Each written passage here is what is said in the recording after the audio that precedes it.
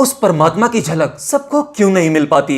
बहुत से लोग उसकी पूजा अर्चना करते हैं और आजकल तो लोग ध्यान के जरिए उस परमात्मा से मिलना चाहते हैं।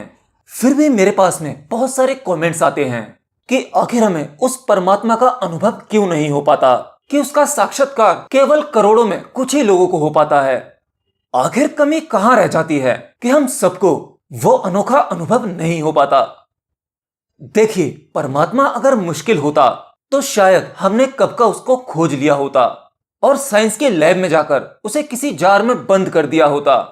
क्योंकि हम इंसान का स्वभाव ही ऐसा है, हम कठिन से कठिन काम कर सकते हैं लेकिन जो अति सरल है वो नहीं कर सकते।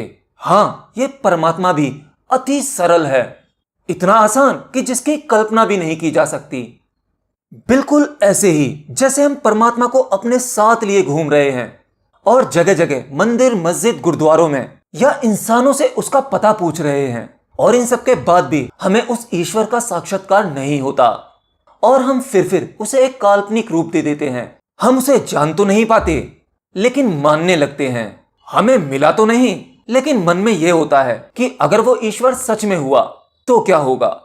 देखिए, पहली बात, इस फिजिकल वर्ल्ड में अगर आप उस ईश्वर को ढूंढने चलोगे, उसका अनुभव करने चलोगे तो वो आपको नहीं होगा।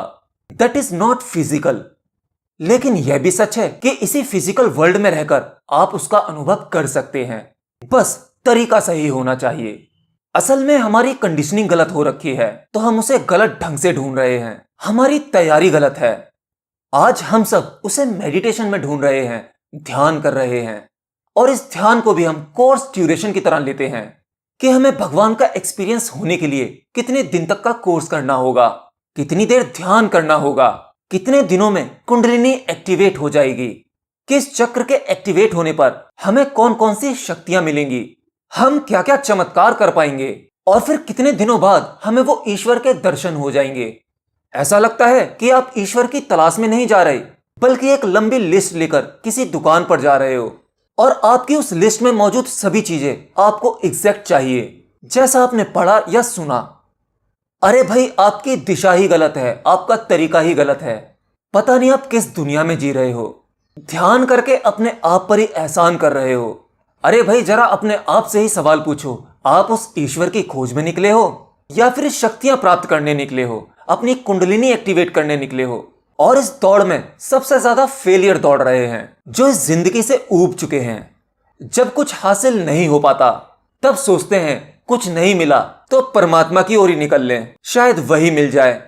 या इस दुनिया में लोगों के सामने अपना अस्तित्व नहीं बना पा रहे तो सोचा ध्यान मेडिटेशन करके साधु संत महात्मा बन के लोगों के सामने एक झूठा अस्तित्व ही बना दें। असल में सबसे पहले देखो आपके भीतर चल क्या रहा है, आखिर आप चाहते क्या हैं। अरे भाई, वहां तक जाने के लिए आपकी तैयारी कैसी है। सबसे पहले आपने जो इस खोपड़ी में भर रखा है इसे खाली तो करो। जब पात्र खाली होगा तो ये प्रकृति सब कुछ अपने आप ही परोस देगी। आपको सब कुछ ढूंढना नहीं है, ये सब इस प्रकृति में मौजूद है। कण कण में ज्ञान है, कण कण में परमात्मा है। बस आपका पात्र खाली नहीं है, वो भरा हुआ है। आप में से कई लोग मुझसे कमेंट करके पूछते हैं ना कि सर हमें बताइए सच्चा गुरु कहां मिलेगा। अरे अच्छा है आपको गुरु नहीं मिलता, नहीं तो आप अपने गुरु का सर खा जाओगे। आपके सवाल बड़े ही बचकाना होते हैं। अभी आप पूरी तरह से सांसारिक चीजों में जकड़े हुए हो। आपने अपनी तरफ से कोई प्रयास नहीं किया, उस यात्रा के लिए आपकी कोई तैयारी नहीं है। बस ऐसे ही मजे में शक्तियां प्राप्त करनी है या उस ईश्वर से मिलना है, उसके लिए गुरु चाहिए तो बस वो मिल जाए। लेकिन आप भूल जाते हैं कि आपके सवाल ऐसे होते हैं कि आपके गुरु को हर बार मौन ही रहना पड़ता है क्योंकि गुरु जानता है अभी शिष्य तैयार नहीं है। और जब शिष्य की तैयारी पूरी होती है तो गुरु बिन मांगे ही देता है। कई बार तो गुरु का ज्ञान चेक करने के लिए आप उनसे अजीब सवाल करते हो और सवाल वो जिनके जवाब आप पहले ही जानते हो। गुरु के प्रति समर्पण आपका 1% भी नहीं होता और आप ज्ञान की प्राप्ति की उम्मीद करते हो। और जब गुरु आपको सुधारने के लिए कुछ कड़वे शब्द बोल देता है तो वही गुरु अहंकारी हो जाता है, वो आपकी नजरों में गिर जाता है और आपको परमात्मा के दर्शन करने हैं। वाह! अरे भाई, पहले अपने आप को तैयार करो। एक सच बात बताता हूं, अगर ऐसे में आपको परमात्मा दर्शन दे भी दे, वो अनुभव आपको हो भी जाए, तो आप उस डायरेक्ट परमात्मा को झेल ही नहीं पाओगे, पागल हो जाओगे। वो विराट, वो शक्ति, वो इतनी अपार है, इतनी महान है कि आप उसके सामने एक सेकंड भी नहीं टिक पाओगे। और आप ऐसे ही अपनी इन भौतिक साधारण आंखों से उसका अनुभव करना चाहते हैं, उस विराट और उस असाधारण का दर्शन करना चाहते हैं। आपको क्या लगता है कि आप उसे झेल जाएंगे? आप उसका सीधे सीधे सामना कर पाएंगे? चलिए मैं इसे बहुत ही साधारण उदाहरण से समझा देता हूं, तब आप इसे बड़ी आसानी से समझ पाएंगे कि उस परमात्मा का अनुभव हर एक इंसान को क्यों नहीं हो पाता। उसे करोड़ों में केवल कुछ ही लोग, जैसे कृष्ण मूर्ति, स्वामी विवेकानंद, बुद्धा, महावीर, नानक, ये इन्हीं को क्यों घट पाता है? ये आपके साथ क्यों नहीं होता? अगर जो आपने भगवत गीता पढ़ी होगी या फिर महाभारत के सीरियल में देखा होगा कि जब अर्जुन भगवान श्री कृष्ण से प्रार्थना करता है कि वह उनका असली रूप देखना चाहता है, उस विराट के दर्शन करना चाहता है, तो आपको याद होगा भगवान श्री कृष्ण ने अर्जुन की यह इच्छा पूरी की थी अपना विराट रूप दिखाकर। और भगवान जानते थे कि अर्जुन अभी पूरी तरह से तैयार नहीं है, वो मेरा विराट रूप सीधे सीधे नहीं झेल पाएगा, इसकी ये भौतिक आंखें, इनसे ये मेरा दर्शन नहीं कर पाएगा। तब भगवान ने उन्हें दिव्य चक्षु दिए थे, वो दिव्य दृष्टि जिससे अर्जुन ने उस विराट के दर्शन किए थे। और अर्जुन ने यह भी देखा कि कृष्ण भगवान का वह मुख विराट महाकाल बन गया है। कृष्ण भगवान के उस महाकाल मुख में सब प्रवेश कर रहे हैं। महाभारत में मौजूद वो सभी योद्धा पतंगे के भांति उस प्रकाश में चले जा रहे हैं, सब उनके मुख में मर रहे हैं। अर्जुन घबरा गया, थर-थर कांप रहा था। और कृष्ण भगवान कहते हैं कि हे अर्जुन, तू तो केवल निमित्त मात्र है। तू सोचता है कि इस युद्ध भूमि में मौजूद इन सभी योद्धाओं को तू मार रहा है? नहीं, ये सब पहले ही मेरे द्वारा मारे जा चुके हैं। ऐसा कोई वरदान, कोई शक्ति नहीं जो मुझ पर आके निष्क्रिय ना हो जाए। तू केवल इस महान कार्य को पूरा करने के लिए एक उपकरण मात्र है। तू सोचता है ये तू कर रहा है, नहीं, ये सब कुछ मेरे द्वारा हो रहा है। यही नियति है, ये सब पहले से ही तय है। इसलिए तू कर्ता भाव छोड़ और केवल अपना कर्म कर। और अर्जुन कृष्ण भगवान का वो विराट रूप देखकर बस थर-थर कांपे जा रहा था। उसका कंठ सूख गया था, वो बोल भी नहीं पा रहा था, जबकि अर्जुन के पास दिव्य दृष्टि थी। फिर ऐसा क्यों हुआ? अर्जुन क्यों उस भगवान के दर्शन करने में कांप गया, जबकि कृष्ण उनके सारथी भी थे और मित्र भी? इसके साथ इतना भय आखिर क्यों? अब देखिए, उस परमात्मा के साक्षात्कार में, उसे पूरी तरह से स्वीकार करने में आपको पूरी तैयारी चाहिए, क्योंकि उस परमात्मा का अनुभव अपनी ही पूर्ण मृत्यु का अनुभव है। जो अपने आप को मिटाने को तैयार है, केवल वही उसका साक्षात्कार कर सकता है। अगर अपने आप को मिटाने में जरा सा भी संकोच है, थोड़ा सा भी डर है, तो आपके अंदर भय आ जाता है। और ये वही डर है कि कहीं मैं मर ना जाऊं, कहीं मैं खत्म ना हो जाऊं। और यही भय परमात्मा और आपके बीच में अंतिम बाधा है। इसलिए जिसने भी उस सत्य को जाना, वो कभी मृत्यु से नहीं डरे। अपने आप को बचाने का प्रयास ही यही रुकावट है। अर्जुन सामने खड़ा है और वो विराट को देख पा रहा है, लेकिन वो देख रहा है कि भगवान श्री कृष्ण के उस मुख में जो महाकाल बन गया है, उसमें सब प्रवेश कर रहे हैं। ये देख के उसे अपनी मृत्यु का विचार जरूर आया होगा। और यही भय अर्जुन और उस विराट के बीच में एक रुकावट है। अर्जुन कहता है, आपका मुंह मृत्यु महाकाल बन गया है। आपके मुख में मैं द्रोण को देखता हूं, पितामह को देखता हूं, ये सभी महान योद्धा आपके मुख में पिसे जा रहे हैं। और ये दृश्य अर्जुन को भयभीत करता है। इस दृश्य से अर्जुन को अपनी मृत्यु का अनुभव होता है और वो भयभीत हो जाता है। भगवान बुद्ध भी अपने सभी शिष्यों को जाति स्मरण की विधि से उनके पूर्व जन्मों में ले जाया करते थे, ताकि मनुष्य अपने पिछले जन्मों में जाकर देख सके कि वह कितनी बार मरा है और कितनी बार उसने जन्म लिया है। जब आप अपनी मृत्यु को बार बार देख पाते हैं, तो उस मृत्यु के डर से मुक्त हो जाते हैं।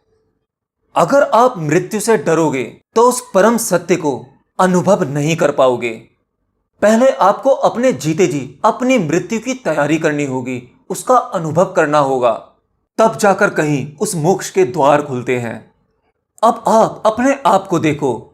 थोड़ी ज्ञान की बातें सुनकर, कुछ वीडियोस देखकर आपको लगता है कि आपकी तैयारी पूरी है क्योंकि आपके आसपास सब कुछ ठीक चल रहा है। लेकिन जब आपके खुद के साथ में कुछ गड़बड़ होती है तब आपका सारा ज्ञान धरा रह जाता है। आप अपना ही उपचार खुद नहीं कर पाते और जब सब कुछ ठीक चल रहा होता है तो आप दुनिया को ज्ञान देने लगते हो। शायद आप ऊपर ऊपर से कहते हो कि मुझे मेरी मृत्यु की तैयारी है, मैं मिटने को तैयार हूं। और दूसरी तरफ मेरे पास ये भी सवाल आते हैं कि सर, जब मैं ध्यान करता हूं या करती हूं तो उस समय मुझे डर लगता है कि कहीं मैं इस बॉडी से निकल ना जाऊं, और अगर मैं इस बॉडी से निकल गया तो मैं बॉडी में वापस कैसे प्रवेश पाऊंगा। यह डर मुझे खाए जाता है। अब आप मुझे बताओ, आपकी कितनी तैयारी है? आप पहले से ही डर रहे हो। ध्यान करने बैठते हो, आपको छोटे मोटे अनुभव होने लगते हैं। आपको कहीं ना कहीं कभी कभी साउंड ऑफ साइलेंस सुनाई देने लगती है। शुरुआत में आपको अपने भीतर का अंधकार दिखाई देने लगता है और आप इतने में ही भयभीत हो जाते हो और फिर कहते हो उस परमात्मा के दर्शन क्यों नहीं होते। क्या इतनी तैयारी से ही आपको दर्शन करने हैं? आप इस मिट्टी और पानी से बने शरीर को ही मैं समझते हो, इस ऊपरी परत को ही सब कुछ जानते हो, और जो थोड़ा गहरा जानता है वो अपनी दूसरी परत तक पहुंच पाता है, अपने मन की परत तक। वो अपने मन को ही सब कुछ जानता है। वो सोचता है ये मन ही आत्मा है, लेकिन इसके परे भी कुछ है जो असल में तुम हो, जो देख पाता है कि ये मन अलग है और शरीर अलग है, जो जान पाता है कि मैं शरीर नहीं हूं, शरीर में होने वाली हर एक गतिविधि को उसका अनुभव करने वाला वो मैं नहीं हूं, उस मन को भी देखने वाला, उसके विचार देखने वाला, उसको पढ़ने वाला भी मैं नहीं हूं। इन दोनों के परे जो है वही आप हो, वही आत्म तत्व है। जब इतना भी जान लोगे तो आपके लिए मृत्यु का भय खत्म हो जाता है और आप तैयार हो जाते हो उस परमात्मा के साक्षात्कार के लिए, उस परम सत्य के लिए। आप मेरी एक बात ध्यान रखना, इस प्रकृति ने, उस ईश्वर ने जो भी ये सिस्टम बनाया है बिल्कुल सही बनाया है। अगर वो आप सबकी एकदम से सुनने लगे, आप जैसे ही कहें कि हे ईश्वर मुझे दर्शन दे, तो आप झेल नहीं पाओगे, आप पागल हो जाओगे, विक्षिप्त हो जाओगे। ये बात वो प्रकृति जानती है, वो ईश्वर जानता है, इसलिए आपको दर्शन नहीं मिलते। हमारी इस पृथ्वी पर भी ऐसी कई जगहें हैं जहां पर उस परमात्मा का अनुभव सीधे सीधे किया जा सकता है, बिना तैयारी के। लेकिन जो लोग ऐसा करने की कोशिश करते हैं वो विक्षिप्त या पागल हो जाते हैं। और शायद वृंदावन के निधिवन में भी ऐसा ही कुछ है। और दूसरी है संग्रीला घाटी। ऐसी कई जगह है इस पृथ्वी पर जहां पर केवल सिद्ध पुरुष ही प्रवेश पा पाते हैं। सामान्य इंसान या तो पागल हो जाता है या मृत्यु के द्वार में प्रवेश कर लेता है। तो अगर आपको उस परमात्मा का अनुभव करना है, उससे पहले आपको शारीरिक और मानसिक दोनों ही रूप से तैयार होना होगा। और उसकी तैयारी आप ध्यान से कर सकते हैं, मेडिटेशन में जाकर कर सकते हैं, या उस परमात्मा के प्रेम में डूबकर उसमें पूर्ण समर्पण करके कर सकते हैं। जीते जी पूर्ण समर्पण इस शरीर का और इस मन का, यह भी मृत्यु का ही अनुभव है। प्रेम का मार्ग है, यह मीरा का मार्ग है। अब आपके लिए कौन सा मार्ग उचित है वो आप देख लो।